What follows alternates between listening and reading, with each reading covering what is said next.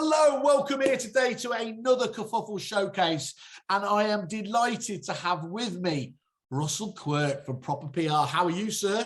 I'm well, mate. How are you? I like the fat look of this. We've even matched up on the outfits. Mine in a slightly larger size, I would guess. But well, I dressed down particularly because I knew it was you. So normally, obviously, I'd be dressing up if it was anybody else, but that's why I'm in my pajama top. Lovely, and we won't talk about the bottoms. That's far too. What bottoms?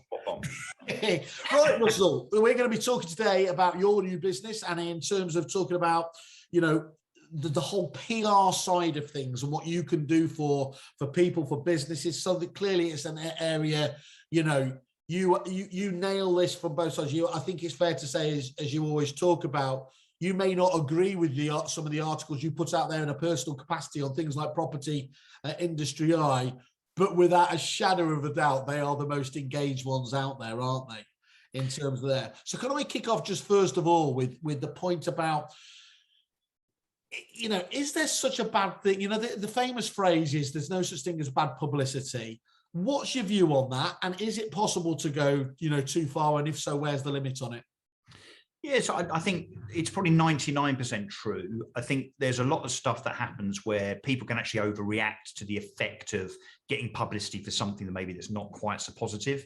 But I think we all lead busy lives. We have loads of messages thrown at us as kind of consumers. And so I think, weeks and months down the line, I think people probably remember more the person or the brand rather than the story.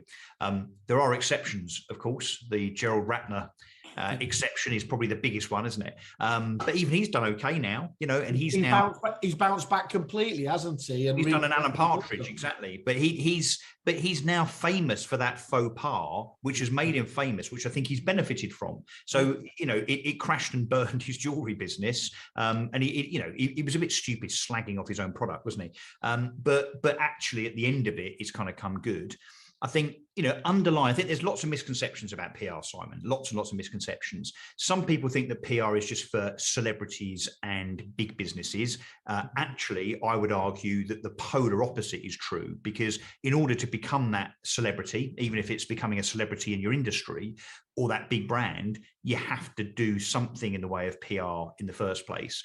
And that's not just posting stuff on Facebook and LinkedIn like you and I do relentlessly. It needs to be more strategic than that. And above all, the thread running through all this is that, what PR does for businesses big and small is not only to get them out there in terms of brand awareness, which obviously is the point, but the very fact that third parties are then talking about you as an individual or your brand. So whether it's Property Industry Eye, Estate Agent Today, or where we get particularly excited is where we land coverage in, let's say, the Telegraph, the Times, the FT, the Mail, the Express, etc. It's the trust and the credibility that comes with that. And whether you're a B2B business or a B2C business, so whichever side of the fence you're on, the publicity and validation, I suppose, is what it is obviously never going to be a bad thing.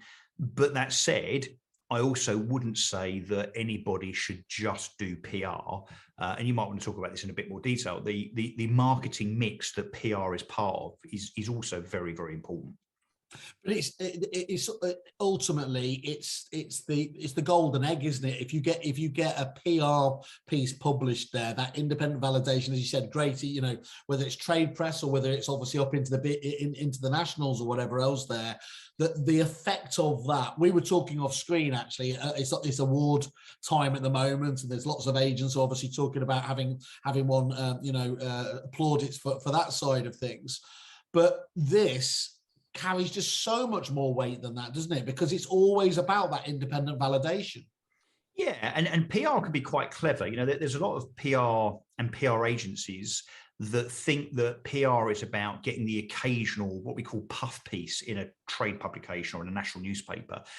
So Kerfuffle are brilliant, which obviously they are, but, Kerfuffle have seen massive growth, Simon Whale, this and the other. But there's only so many times that Graham Norwood at Estate Agent Today or Mark De Silva at Property Industry Eye, or indeed Hugh Graham at the Times or George Hammond at the FT are going to write that piece. Once George Hammond has done a wonderful puff piece on Kerfuffle, well, he's not going to do one next week or even next month or maybe even next year. So we as the agency then start getting, I think, even though I say so myself, quite clever when it comes to this weekly, relentless, consistent output, which then paints the client as an expert, as a thought leader. So, whether you're selling to the public or whether you're selling to business, your audience then are looking, thinking that these guys are not only in the press all the time, but they really, really know what they're talking about. So it's, it can be quite nuanced, quite subtle. But I guess, look, my point is, it's kind of, it's for everybody. And I know we're going to come on to this, but assuming you can afford it. Yeah. But just like advertising, these companies that make big mistakes by doing a massive splash just as a one-off, but don't keep that consistency up, or indeed actually going back to awards, the thing that I always noticed was that it wasn't so much per se. Yes, you could, of course, paid attention to the people winning the big gongs, but it was the ones, they could disappear, fly by night, couldn't they? But the ones that won year on year on year, that consistency, you knew that was a brand that needed to be taken seriously. Yeah, and that's the art. Is, look, we all know who the biggest agents are. We can all argue, I suppose, who the best agents are. The same as we know who the biggest car brands are, or the biggest, inverted commas, in any sector. The real trick is to make yourself as a brand appear to be bigger and more important than you really are. And there's probably, there's probably no better example than eMove. Now, although eMove, crashed and burned, it failed 3 years ago. When I started that business, it was all based on social media and PR. And PR was almost, I think it probably was pretty much the first pound I spent was on a PR agency right back in 2009, 2010. And although we spent loads of money on TV in the end and Google AdWords, the example, I guess, that we're talking about here is that for many, many years, kind of particularly in the early days of eMove, when we were listing maybe, 30 properties a week, 100 properties a month eventually, or whatever it might have been, we gave the perception, without fibbing, without being deceptive, that we appeared to be much, much bigger than we really were. And then, of course, once you get to that stage where journalists perceive that you're even bigger than you are, then you get journalists coming to you, either directly or through your agency. And then you do get, Anna White and Deirdre Hitwell and Ruth Blomfield emailing and ringing you saying, can I have a comment on the latest house price index from Rightmove, please? Or can you tell us what you think about Michael Gove being the latest Secretary of State for Communities Local Government? That starts coming to you, so it becomes self-perpetuating. But it's a virtuous cycle of publicity, isn't it? It's almost, I shouldn't use the phrase really. I don't want to do a Ratner, but it's kind of fake it till you make it almost. It really is, So yeah, and look, did eMove do that? Yes, I think you have done a brilliant job, by the way, of self-promotion. Maybe you go even further than I do, because I don't dress up in pink and kind of, wave my tummy around. It's a cheap shot, but it works. No, but it's the same thing. So, you and I are very similar. I think we've both got our critics, big time. We've both got our doubters, but everyone bloody knows us, right? So, and that whether that's been done through PR per se, as in press releases, or through social media, or standing up at events, or buying everyone a drink at the bar at EA Master or whatever, it's all PR. And what do you then think of, you think of Russell Quirk, Simon Whale, Peter Knight, Michael Bruce, Kenny Bruce, and so on and so on. Doesn't really matter what you think about them and whether everyone's a fan or everyone's a critic.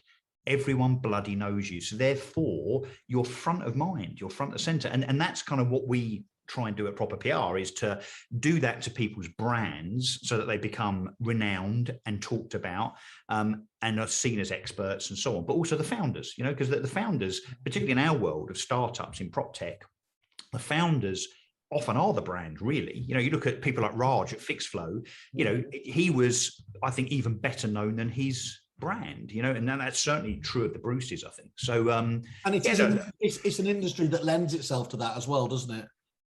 Yeah, it is. Look, I don't think there's enough people that step up. There's not enough people that comment, and look, I'm the pantomime villain, aren't I, in terms of what I say. I write stuff and get shot down in flames, and I, water off a duck's back, mate. Come on, you love it. You love it. No, I do. I don't. Look, if I write something about purple bricks and I get a load of people pile in and 50 negative comments, well, I know it's because 10,000 people have read that piece, and that in itself does the job.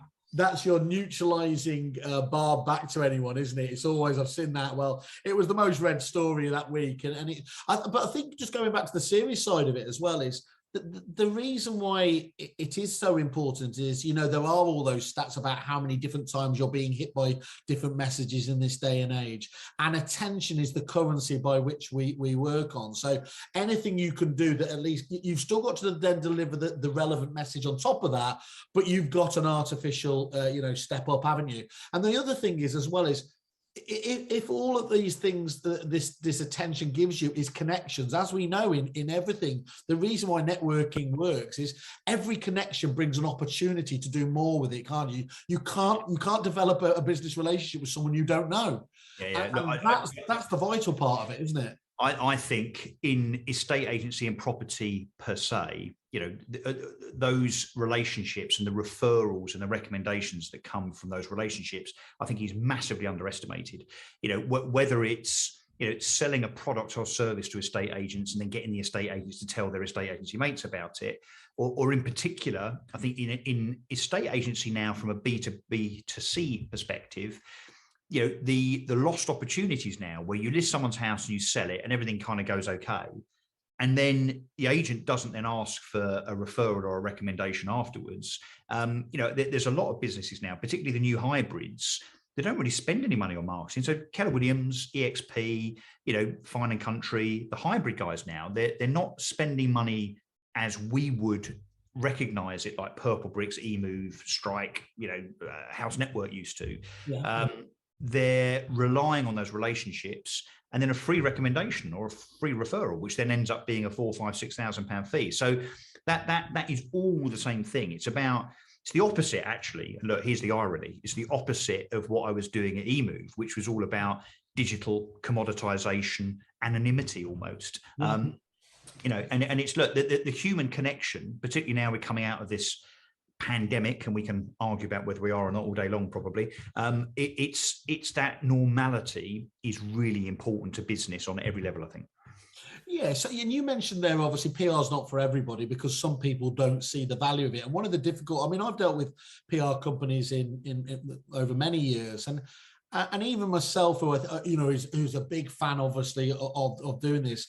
You know, it can be frustrating, can't you, when you're trying to, you know, when you're trying to justify the ROI on this. I mean, when you get a big, you know, when you get a big inclusion in something and you can see the leads come back, but it takes time to work it and let it work its way through, doesn't it, to allow that consistency and everything else.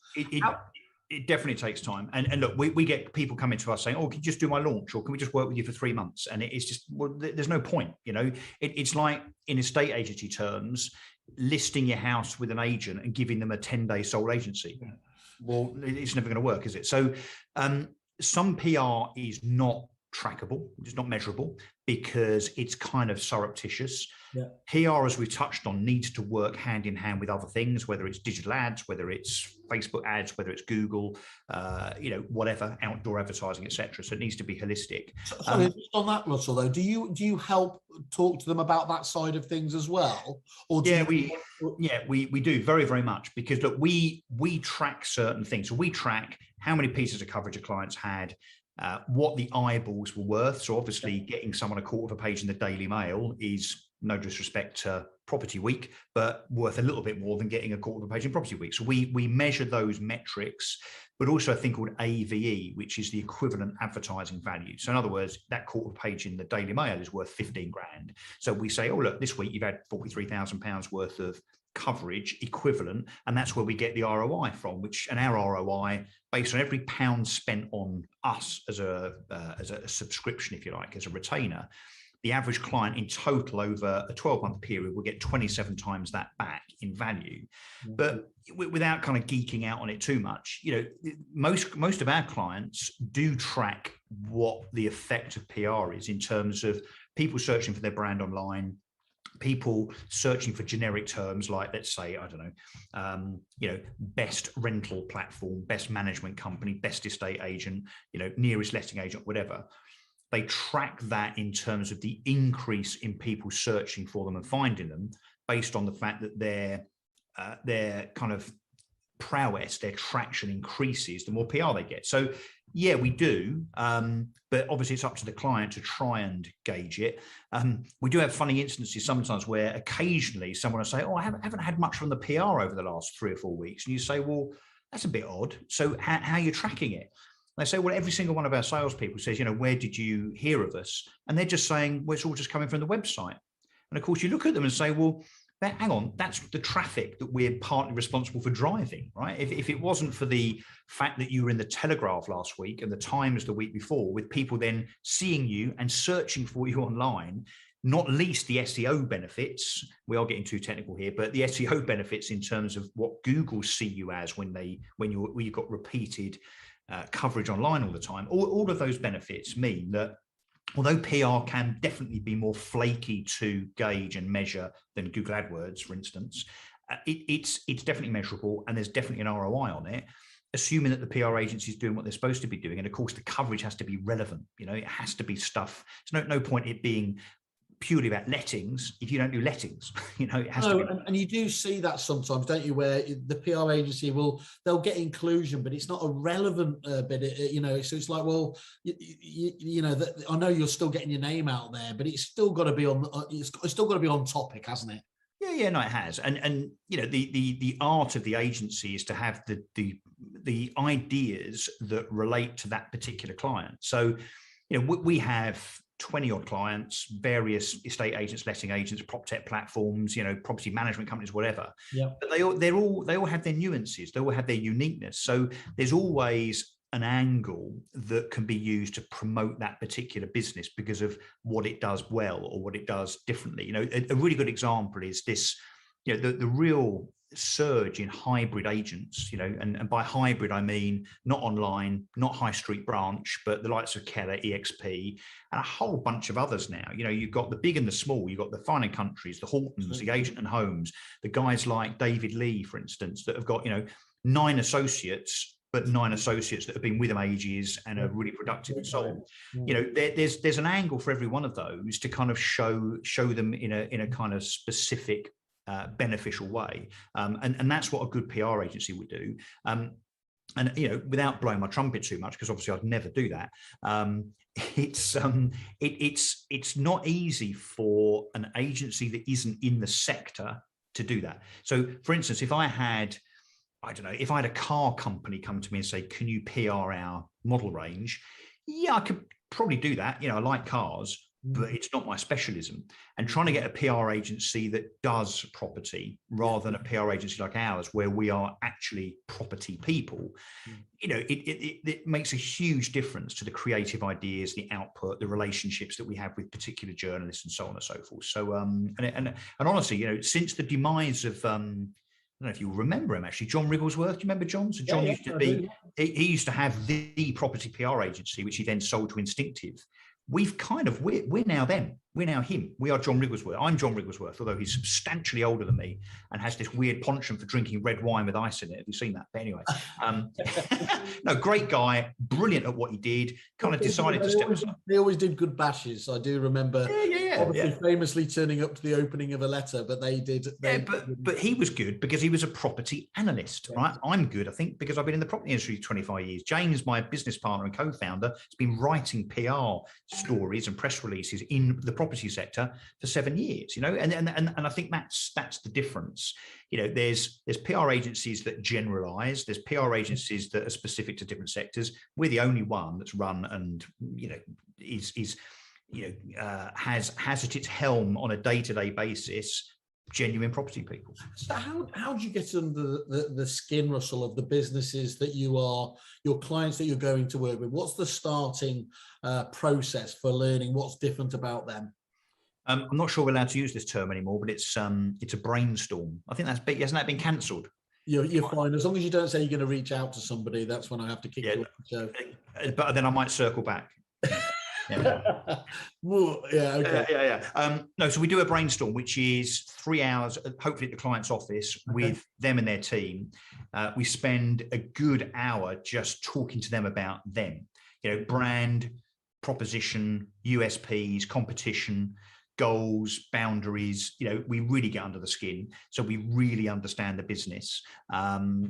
we've taken on recently as an example, a couple of businesses that are in property funding. So they're funding platforms. Yeah. And of course, that could be very, very specific, whether it's, buying single buy to let properties or portfolios, or whether it's kind of bridging, or it's, senior debt or otherwise, it all gets quite complex. Well, we need to understand that. And so we spend a lot of time trying to get to know the client and their approach. And then we sit down and literally brainstorm a whole bunch of ideas and say, look, here's 15 ideas that we're thinking about that we think would stand you in good stead as experts and thought leaders, that journalists also will think are interesting enough to publish, and we kind of throw them around and kind of, throw a few out, add a few more in, tweak a few. That then provides the framework and the ideas. And each idea, and most PR agencies think we're nuts doing this, by the way, each idea is a weekly press release. So every client gets a press release every single week. I mean, that's very unusual. I mean, we're here to find out what's different about you guys. That's pretty much unheard of, isn't it? As you said. Yeah, and it's it's relentless. So we've got let's say 20 clients. That's 20 press releases going out. But then we also do a thing called newsjacking, which is probably my favorite thing. Can I just explain what that is? Because it's just is this the one where there's a story out there and then you ride on the back of that story and put your own addition to it? Yeah, instantly. So this morning, for instance, the Rightmove index was published. Yeah. Although here's a little secret, we get it 2 days early, but under embargo. So we can't talk about it, we can't publish it. But it means we can write about it literally so that a minute ready to go like that as soon as the press. Yeah. Brilliant. Yeah. So today you would have seen in I think Property Industry Eye, they were talking about the Rightmove index, and it quotes 3 of our clients because James wrote that on Saturday. So it's got out there. Where it gets really interesting is where we don't get stuff in advance. So, for instance, Office of National Statistics, house prices, Halifax nationwide, government announcements, that kind of thing. So we have to have a big calendar of what's coming out each day of each week. And often it's kind of 7 a.m. stuff. So it's, way before you got up, for instance, way before you got up. And we sit there and we write the comment literally within 5 or 10 minutes of the news coming out that says house prices up, house prices down, flat, London's lagging behind the rest of the UK, whatever. And it's not just a skill, you have to be really fast. Yeah. And then we have a special list that our software distributes that comment out. So literally within 10 minutes, it will say Simon Weller Kerfuffle says, and you'll see it on Reuters or you'll see it in the Daily Express. Yeah, you have to be very agile, very agile. And look, our clients love that because that's where they also tend to get a lot of national coverage. So, again, the obvious, the Times, the Express, the Mail, and the FT and so on. And are they all still, I mean, I've heard lots of talk about, that the traditional news has been struggling to create essentially its own content these days. Are they on the whole more demanding for externally sourced content these days, or? Yeah. Yeah, big time. I remember being in the newsroom of the Daily Telegraph with Anna White a while back. And she'd explained she had to write, I think, 5,000 words that day. And so when a good PR agency doesn't just kind of badger her to see what she's after, but actually sends her ideas packaged up like we do. Yeah. So we'll have an idea. Let's say, actually, here's one that you and I will have some fun with.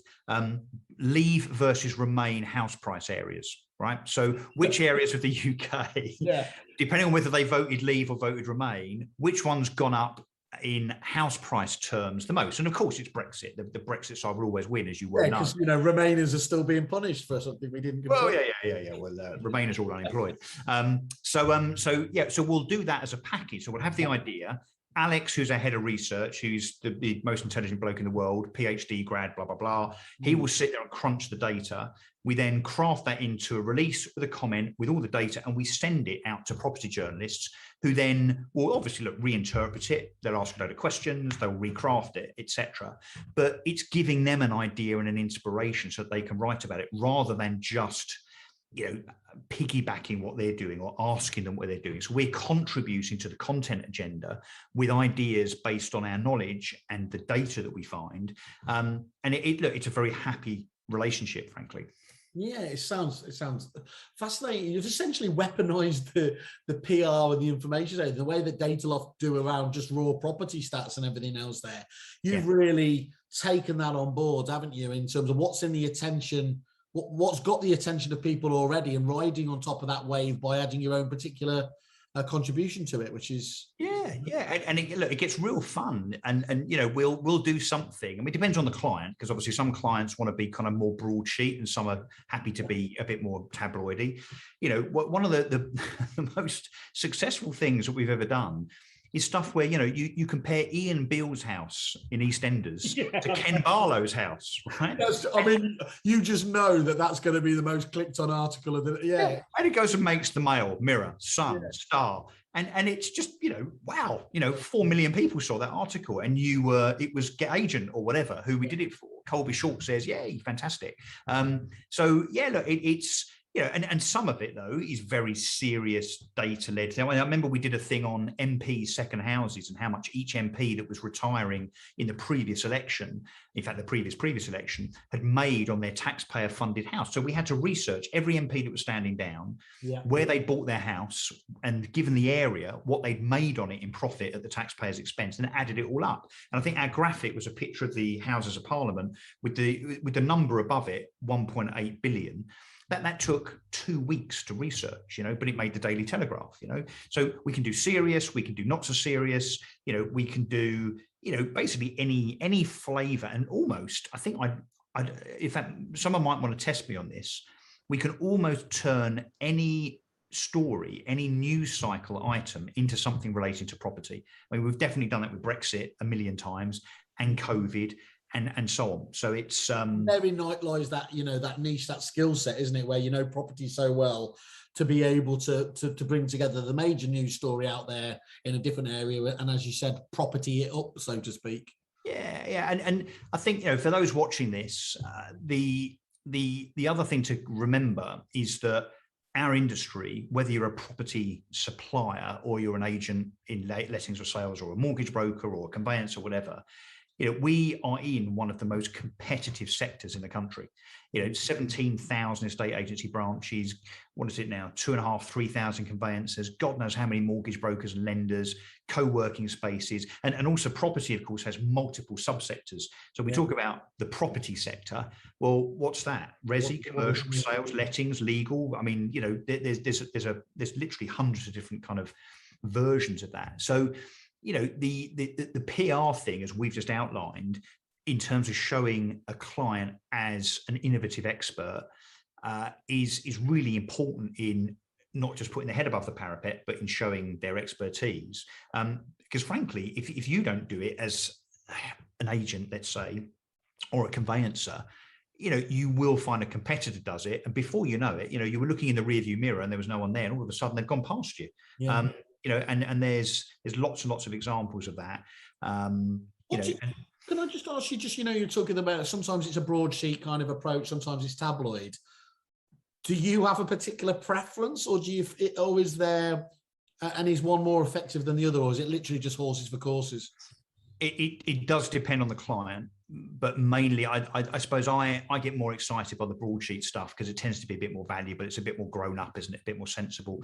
You know, the holy grail, I suppose, if we're talking about, you know, in our 3 years, because we're not such a new business anymore, probably, we're 3 years old. You know, the stuff that we've had in the Telegraph has been good, but the FT is even better. You know, the FT is proper top drawer stuff because it's the FT. We had Mark von Grunhair from Benham & Rees. He's been on the BBC a number of times, including, and this is the holy grail, the BBC Breakfast Sofa in Salford. You know, that's probably the number one, the pinnacle that PR agencies kind of reach for, because the BBC is obviously somehow still the most trusted news source in the world. Just about. Probably not for long, the way it's going. Not for long, no. Well, hopefully it'll get broken up. But anyway, but for now, it's incredible. You leave my auntie alone, you. It's very, very well trusted, but also the future. I think they get whatever it is. I mean, several 100,000 viewers for BBC Breakfast in the morning, and then, you know, you've got Sky and, you know, the likes of, you know, the Huffington Post and Bloomberg. You know, Bloomberg. If you're someone that is looking for investment and you end up on Bloomberg, well, you will be sitting there on a telly to hundreds of thousands of potential private equity guys, venture capitalists, and high net worth individuals across the planet. right? It's just, it's pretty big stuff. I mean, there's a couple of things. How do you set the expectation levels of, for the idea of like a high street agent or whatever that is now, they can't all be expecting clearly to get, be sat on the couch or getting a BBC. So where do you kind of, get them to think what they can achieve by working with you? How does that work? Genuinely asking where they want to be. I mean, we have clients that aren't bothered by national newspaper coverage. Yeah. I mean, which might sound surprising.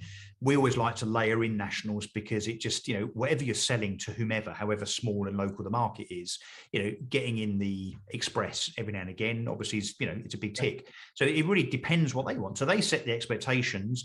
And there's a lot of our clients just want trade. They want to be in Property Week, Estate Agent Today, Property Industry Eye, a negotiator, Mansion Global, Estates Gazette, etc. So we focus the ideas on that. So we try to manage expectations based on what the client wants, rather than it being, and it definitely isn't a kind of one size fits all. I mean, it really isn't, particularly across that B2B, B2C that we keep talking about. They're very, very different audiences. But typically, we look at the numbers, we look at the data. Now we're a few years old, we can see actually what we achieve. And typically our average client will get about 50 pieces of coverage a month. So it's, and that's a real mix. So there might be some national, some regional, some trade. Break that down. They get about 50 pieces of coverage each month per client. Yeah. And I mean, some, particularly those that have been with us longer. So we've got clients that have been with us almost since the beginning. Those guys, because they're even more established and not just known by the public, but they're known by journalists. Journalists will ring us and say, can you get me a quote from Colby Short at Get Agent, please? Or from Mark Von Grun here at Benham & Reeves, because they know we work with them. Those guys often get over 100 pieces of coverage a month. I mean, as I said, I've just made me realise I was with the wrong companies. But that sounds very big volume. Sorry, it's big volume, and it's about quality and quantity. I know it sounds like a bit of a cliche, but it is. But a lot of that is achieved by this weird way that James and I and Alex, our brains work, where we can come up with the ideas, research them, and write stuff and get it out there. And it's just. Yeah, it lands. It just works. Yeah, and I mean, I do remember. I mean, 2 of our biggest contracts came from PR, PR pieces there. So there's absolutely no doubt in my mind at all why it's so important. You mentioned earlier as well that you work with both agents and suppliers and prop tech there.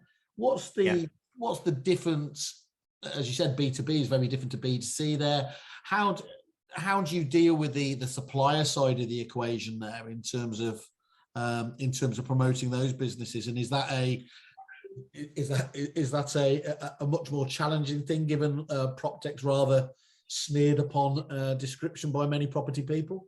Well, I think it's fairly straightforward, because most PropTech businesses are not using PR agencies, and of course, look, they can't all, but that kind of landscape that they're all aiming for, whether they're trying to hit estate agents, letting management agents, or whatever, it's a fairly kind of narrow field, I suppose. It's a fairly niche market. Yeah. Look, I think depending on what they want that audience to be, we have the ideas that will get them seen in those publications on a regular basis. But I don't want this to sound like it's kind of almost gratuitous. I mean, it's based on good research, good data, interesting ideas. Dare I venture, I don't want to get kind of shot down in flames by them here, because they're all great people, but there are certain property trades that some days 20, 30, 40% of the content has been inspired, let's say, by us. So we've had an idea, we've seeded it, we've written it up and so on. And if you're a service business, let's say you're selling virtual tours, for instance, yeah, and you want to get out to house builders, housing associations, estate and letting agents, well, then you want to be seen in the right trade publications, and written about in a complimentary way. The other thing I should probably say, Simon, is we haven't talked about controversy. Now, I don't know if you've noticed, but every now and again, I can be labelled as somewhat controversial. I think I did describe it in the opening thing there, but we haven't touched on it. Yes, absolutely. Well, no, but the point I was going to make was there's this kind of anomaly where my personal brand, which I know sounds a bit, whatever, it is kind of about me having opinions and saying things as I think, really. So being very direct. Yeah. But actually the PR that we shooting from the hip is how some people shoot from the lip. Yeah. So, but the way that we do PR for clients, some clients might think, oh yeah, but I don't want to be controversial. I don't want to be slagging off Foxtons and Purple Bricks and the RICS every 5 minutes. That's not what we do. That's what I do. Yeah. Mainly because I think it's really funny. I'm just amusing myself, frankly, and because I think the thought leadership piece needs to be raised as an important thing. But for clients, it's much more straight back. It's much more about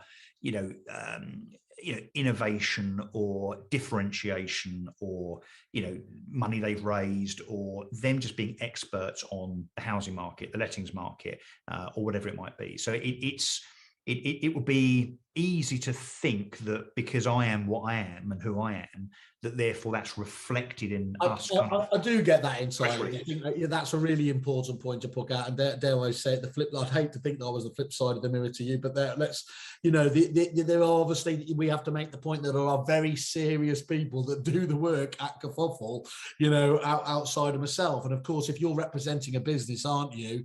It doesn't have to be the whole Marmite image there. You've got a team, but you understand exactly what's needed to promote people in the right way. So So James, my business partner, I think he spends half his life with his head in his hands over me. But it kind of also, bless him, you'll see him at EA Masters. We'll have him on next. That'll be the follow-up.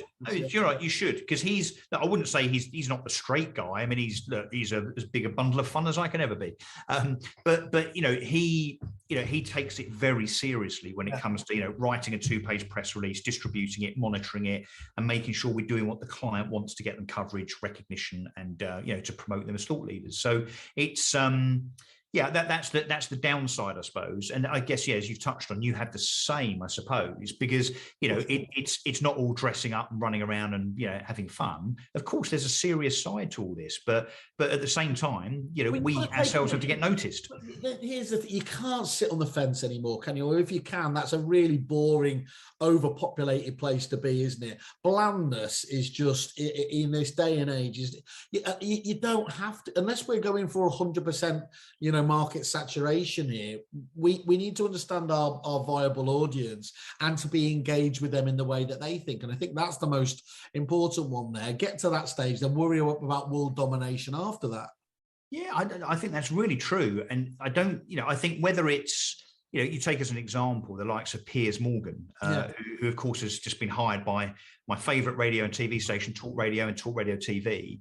I definitely don't always agree with him, and I definitely think he goes over the top. Although, believe it or not, I have been described as the Piers Morgan of property, which I'm not sure. I'm not sure that's a compliment. But anyway, but love him or hate him, he draws an audience. When ITV sacked him, their audience on GMB dropped by about 70%. Yeah. So, and that tells you, if you're looking at just anything, any levels there, you can do what you like, you can rant about it there, but you can't ignore the numbers, can you? No, but then you also look at some, and I won't mention any names, but let's say an opinion piece or something written for Property Industry Eye by some people will get 200 or 300 reads a day. By other people might get 10 to 20,000. There's a difference. And the difference in style, of course, is that, there's people like me that write like Jeremy Clarkson or Piers Morgan, I suppose. And there's other people that write a very, informative, but quite vanilla and standard account without a punchy headline. Guess which one gets written, read about the most? It's just a fact. It depends what you want to go for, isn't it? But you're not going to ignore it. There was two things I just wanted to catch up on as well. When you were talking about that kind of onboarding process, I think you mentioned before, one of the things that you do is sit down with the team as well. I'm guessing that's really, really important, isn't it? Because the way that often the business principal will see, their own businesses being far too close to it can be and will be very different compared to what the staff have, dare I say, a more realistic from the coalface kind of view. Is that correct? Or yeah, no, it's funny you say that. We've had a few meetings in the past where you say, okay, could you just describe what the business does, but in your words. and the boss will have a completely different view to the staff, and the staff are kind of looking at each other going, oh really? Or the boss is looking at them and thinking, hang on, did you not know that that's kind of how we articulate ourselves? It's so common, isn't it? That it's such a common thing. It is. But look, the saying about UK prop tech is that there's a whole bunch of solutions out there trying to find a problem, right? We've all heard that. And it's because it's kind of true. And I think if you can't define as a CEO or a founder or as a marketing team or a comms team what you do and why you do it and the problem you solve in less than 30 seconds, well, then you're never going to explain that to a potential customer. Especially if you happen to come from a slightly techie ivory tower as well, coupled with that, isn't it?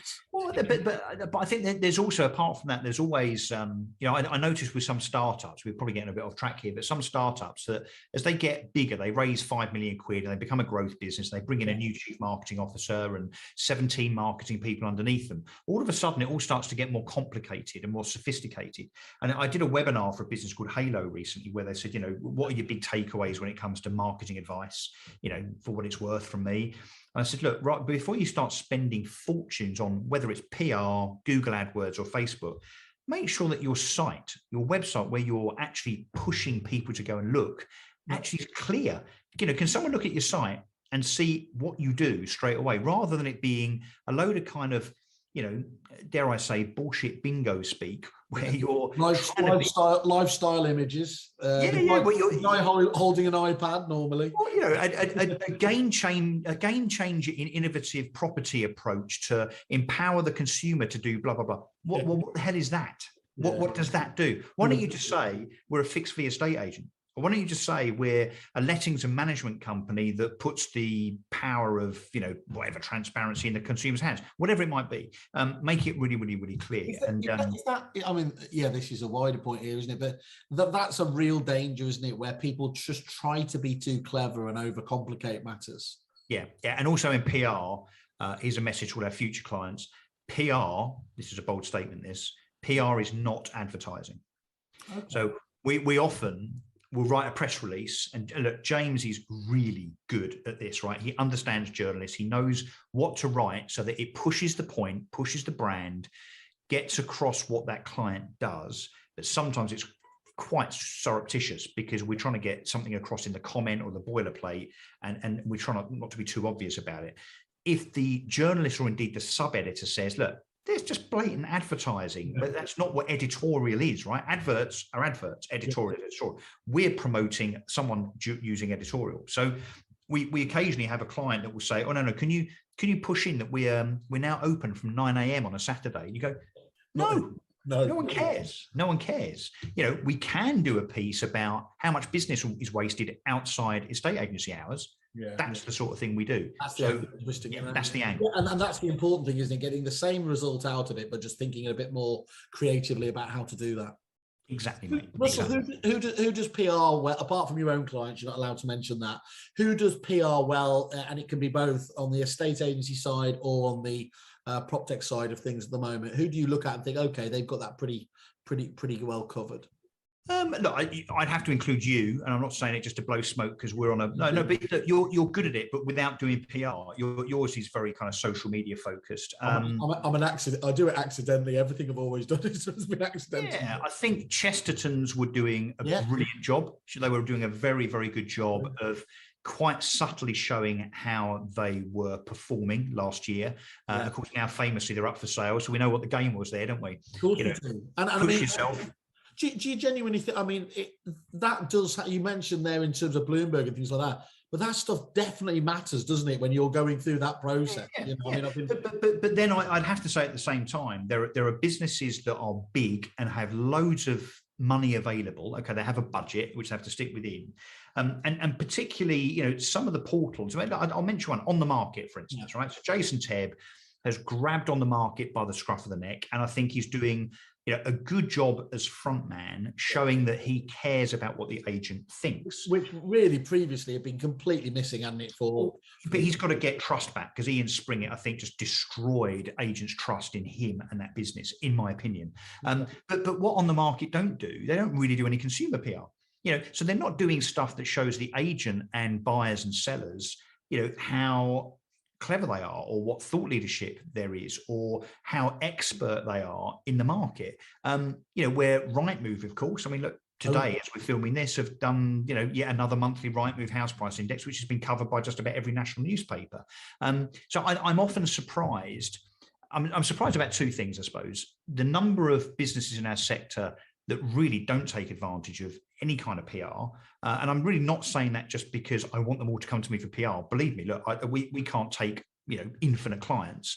But then, really, really surprised by the portals and others that they really don't take advantage of their size and indeed the data they've got, and push themselves out there to the consumer and therefore indirectly to the industry, as knowledgeable, and as trusted and as credible. So I'm kind of surprised, I suppose, that there's some that really don't take advantage of what's staring them in the face. Great opportunity there, isn't there, in terms of what's out there? Yeah, and I think so. So, but I think, back to the point I think we kind of touched on earlier, I think that PR is misunderstood. It's seen as the likes of Richard Branson and Elon Musk. Believe me, I'd love clients like Richard Branson and Elon Musk. I wouldn't have to do anything because they just do it for themselves. You start, smoking marijuana in a radio. Guess what? That's PR. Roller skating behind a, rocket ship or whatever Branson does. But at the beginning, if you want to build your business to be seen and to be known and to be trusted, and you as the founder, you have to start layering it earlier on. And look, it will take months and months and months, but it does build, and you will ultimately get there. But of course, you've got to invest in it like you would have to invest in any other marketing channel. When we asked you about, some of the things we might be able to talk about here as well, one of the things that you came back with, you were talking about PR helps Google love you. Is that literally just the bounce effect you get from relevant being linked to those stories? Yeah, I mean, I'm not an SEO expert, so SEO as in search engine optimization, but the way Google was set up back in the 90s was that they wanted basically to deliver relevant results to searchers. So the way that they gauge what's relevant is by knowing which other big websites with high, what they call domain authorities, which websites are talking about other websites. So, let's say you're an estate agent and you've got a very low domain authority. When someone searches on Google, best estate agent locally, you're simply not going to show up on page one. So and if the old saying, if you're not on page one, you might as well be on page 10, right? And that's definitely true. So the more PR you get, the more, and it doesn't even have to be the BBC and ITV and Bloomberg and the Daily Express talking about you, but the more links and even mentions that you get that then appear on Google then know that your site is more credible and more relevant. So all of a sudden you go from page 3 to page 2 to page 1, not just for people searching for your brand, but people actually searching for generic terms like best local estate agent or cheapest letting agent, wherever it might be. So yes, there's a direct effect on search engine optimization and the performance of and ranking of your website by having PR. We have some clients that really only use us because of the benefit they get from using us and the volume we get because of the SEO, effect. So that's really smart, and I can get that. I understand that authority piece really, really well. So I think that makes perfect sense. And in terms of that value you give back to your clients, I'm sure I didn't get this wrong. The current ROI you're delivering for your clients, you're measuring. Did you say it was 27 times ROI? Yeah. So over 12 months, we looked at this beginning of this year. So if you looked at the average equivalent ad value, each client over that period, it was 27 times what they paid us. So the ROI was 27x.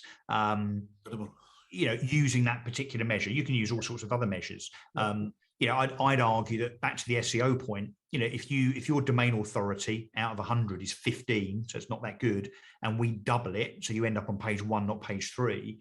If I said to you at the beginning, well, if we do that, pay us 25 grand, for instance, not that we are 25 grand, but that would be seen as a reasonable cost. We do that stuff for nothing. That's just it comes as a halo effect. It's incidental.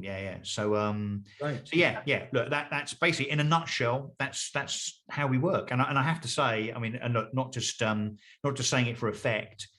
I think now we're 3 years old and people can see that I'm in particular not playing at it, you know, because, you know, the propaganda PR thing, now ProperPR thing, came out of the ashes of eMove. Within a month of that business folding, I started this business with James Lockett.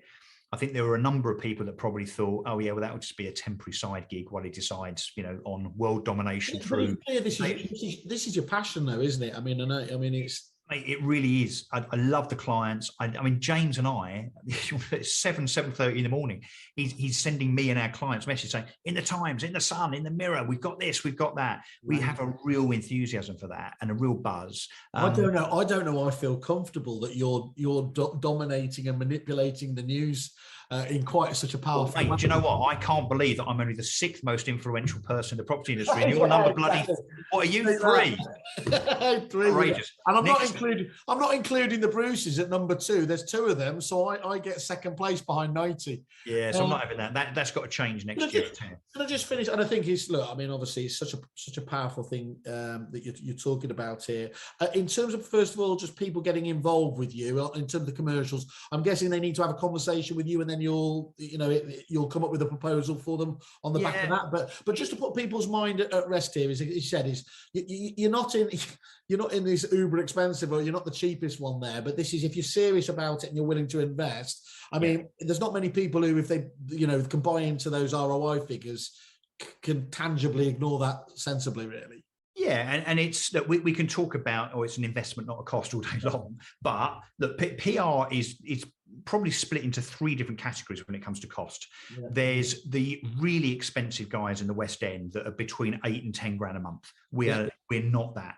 And then there's the freelancers that do a great job at lower volume, kind of specialist trade stuff here and there that might be $1 grand or 2 a month.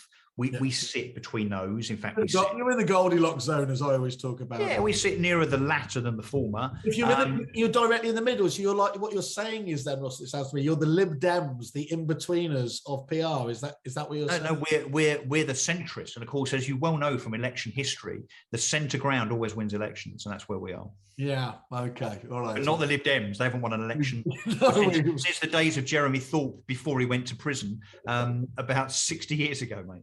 I knew we'd finish on this. Okay, just on one thing while we're talking about politicians and whatnot. The one thing I did want to talk about as well, you made the point, is you said often a PR agency's value is what doesn't get printed, not just what it does. Just talk us through that.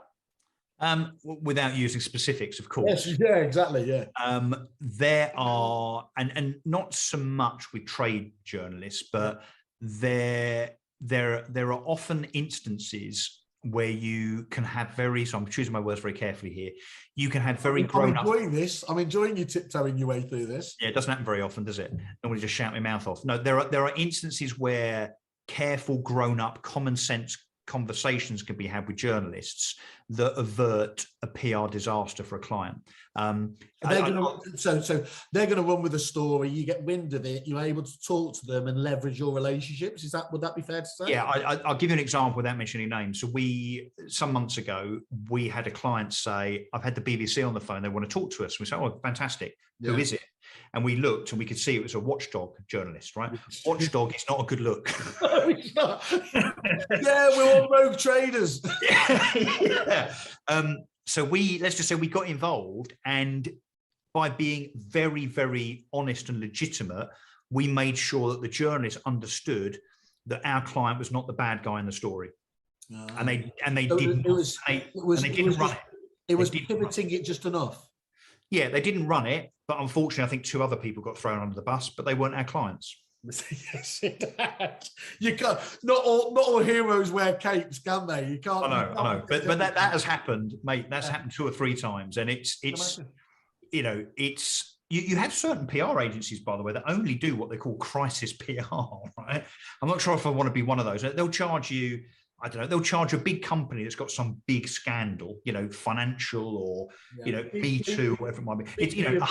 BP have done another oil field or something like that. Yeah, it's like 150 grand to try and make it go away kind of thing. And that's not our world. But if we have a client and he rings up, and this has happened, as I say, 3 or 4 times now, says, I think I might be in a little bit of trouble because we will do our very, very best, particularly if we know the journalist very well. There might be a bit of kind of, don't look over here. look over here kind of thing, you know. Okay, cool. Well, look, I think that's absolutely fascinating and interesting. And as I said, I knew we wouldn't have I knew this wasn't going to be one of those half-hour talks, but just to be able to reach out to you again, they can find you where? Yeah, so Twitter, where they'll often see you and I arguing, or LinkedIn, of course, where I'm pretty active, or you can just email me, russell@properpr.co.uk, or my business partner is james@properpr.co.uk if you decide you don't like me very much, which is fine. Perfect. Or, of course, go to the wonderful pink site, kerfuffle.com, look for ProperPR, go and see on there, and there's an interested button, and, of course, we'll forward on any inquiries. But Russell, really enjoyed that. I would love to have a chat with your colleague over the coming months as well. I think that would be really, really interesting. And I encourage anybody to have a chat with you, because I do know a little bit about this area, and the things we've been talking about stand out from the crowd, which, just to summarize again, what it's all about, really, isn't it? That is exactly what it's about. Putting your head and shoulders above your competitors. Simple as that. Perfect. Thank you very much, Russell. Have a great day. Pleasure, mate. Thanks for having me, Simon. Seriously, thank you. Cheers.